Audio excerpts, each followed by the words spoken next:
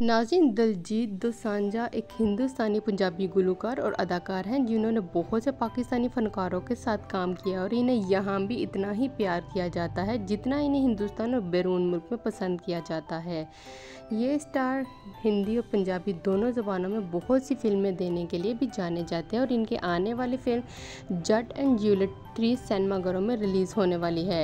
ये film comedy के साथ मिलकर एक मोहब्बत की कहानी है और इसमें नैरो बाजवा मरकज़ी किरदार में है जिसमें रब होता है। जट एंड जूलियट 3 का नया गाना है और इसमें पाकिस्तानी स्टार बिलाल सईद के अलावा कोई और नहीं है। गाने को बिलाल सईद की सुरीली आवाज़ के साथ इंतहाई रोमानवी अंदाज में फिल्माया गया है।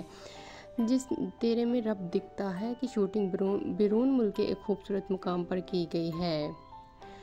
जब बहुत से लोगों को इस गाने के बोल ज़्यादा खुश नहीं कर रहे और इसको तनकीद की जद में भी लाया गया है। नाज़रीन, ये थी आज की वीडियो। आपको पसंद है तो लाइक करें, शेयर करें, चैनल को सब्सक्राइब करें। अल्लाह हाफिज़।